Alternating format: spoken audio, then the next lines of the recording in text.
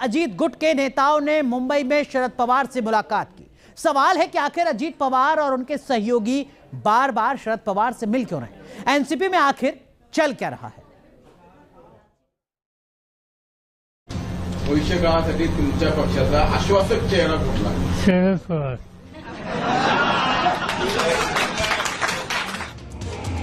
मैं महाराष्ट्र का सबसे भरोसेमंद चेहरा हूं। ये बयान शरद पवार ने भतीजे की बगावत के एक दिन बाद दिया था। खुद को लेकर शरद पवार क्यों कॉन्फिडेंट थे, पिछले 2 दिन में इसकी तस्वीर महाराष्ट्र की सियासत में नजर आ रही है। लगातार दूसरे दिन अजीत पवार गुट के नेताओं ने शरद पवार से मुलाकात की। मुलाकात के बाद प्रफुल्ल पटेल ने कुछ इस अंदाज में मीटिंग के बारे में जानकारी दी। सभा से सब लोग एकत्रित होकर यहाँ पर पहुँचे। पवार साहब के आशीर्वाद हमने लिए और जिस तरह से कल हमने उनको विनती की थी कि पार्टी एक संग रहनी चाहिए, आपका आशीर्वाद और मार्गदर्शन उस दिशा में ज़रूर हो, यही विनती करके हम यहाँ से प्रस्थान कर रहे हैं।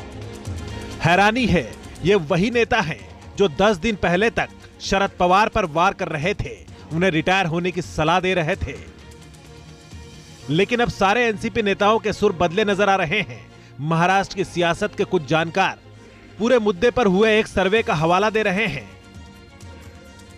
जिसमें 60% के करीब लोगों ने एनसीपी के शिंदे सरकार में शामिल होने पर ऐतराज जताया था। लेकिन महाराष्ट्र के ताजा घटनाक्रम का मतलब यह नहीं है कि अजीत पवार फिर यू टर्न लेने वाले हैं। कल अजीत पवार जी और मैं एनडीए की बैठक में उपस्थित रहेंगे दिल्ली में। अजीत पवार की अगुवाई वाली एनसीपी एनडीए के साथ है, प्रफुल्ल पटेल ये बार बार दावा कर रहे हैं। लेकिन अजीत पवार से लेकर प्रफुल्ल पटेल के बदले सुर के बीच अहम सवाल शरद पवार फैक्टर का है। जानकारों का कहना है कि शरद पवार आज भी मराठा समुदाय के सबसे बड़े नेता हैं। वो दलित, मुस्लिम, ओबीसी वर्ग में भी लोकप्रिय हैं।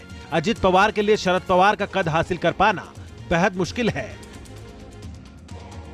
सूत्रों के मुताबिक अजीत पवार गुट की तरफ से अपने समर्थकों को शरद पवार के खिलाफ कोई टिप्पणी करने से बचने की भी सलाह दी गई है। वैसे महाराष्ट्र में सियासी बदलाव के बाद महाराष्ट्र विधानसभा का सत्र शुरू हो गया है। अजीत पवार के सामने सदन के अंदर और बाहर आलोचनाओं से निपटने की बड़ी चुनौती है।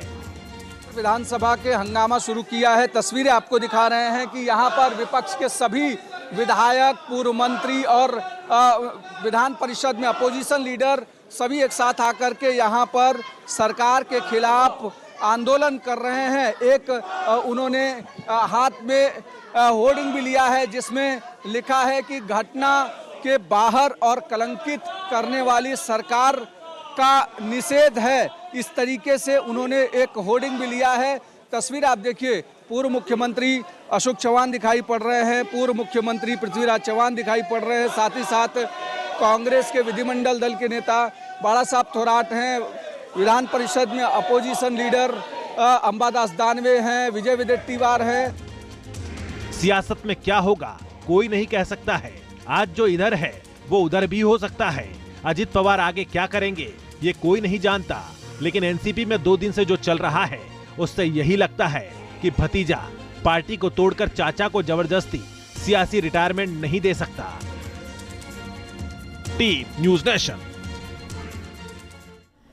चलिए आपको एक बार फिर लेकर चलते हैं बेंगलुरु, क्योंकि सब कुछ जो हो रहा है वो 2024 के मद्देनजर हो रहा है। बेंगलुरु में विपक्ष की बैठक की तस्वीरें सामने आनी शुरू हो चुकी हैं। देखिए तस्वीरें इस वक्त आपको दिखा रहे हैं। मीटिंग में नीतीश, लालू, राहुल, सोनिया, ममता और केजरीवाल समेत तमाम दलों के नेता मौजूद हैं। इस बैठक में सीट शेयरिंग पर मंथन हो रहा है। इस बैठक के बाद सभी दलों के नेता एक साथ डिनर में शामिल होंगे। डिनर होस्ट किया है कर्नाटक की तरफ से, कर्नाटक कांग्रेस की तरफ से। उस डिनर में शामिल होने के बाद आगे क्या कुछ तस्वीर सामने आती है, इसका इंतजार सिर्फ विपक्ष के नेताओं को ही नहीं बल्कि एनडीए को भी होगा और बाकी तमाम लोगों को भी होगा कि क्या वाकई सीट शेयरिंग पर सहमति बन पाती है, क्या वाकई विपक्ष एकजुट हो पाता है, क्या चेहरे को लेकर भी बातचीत होती है या चेहरे पर किसी तरीके का मंथन नहीं होता है। लेकिन ये बैठक की तस्वीर आपको दिखा रहे हैं, ये बेंगलुरु की तस्वीर है जहां पर दक्षिण से लेकर उत्तर तक जो तमाम बड़े नेता हैं वो आपको नजर आ रहे हैं इस बैठक में शिरकत करते हुए। देखिए पश्चिम बंगाल के मुख्यमंत्री, पंजाब के मुख्यमंत्री, बिहार के नेता,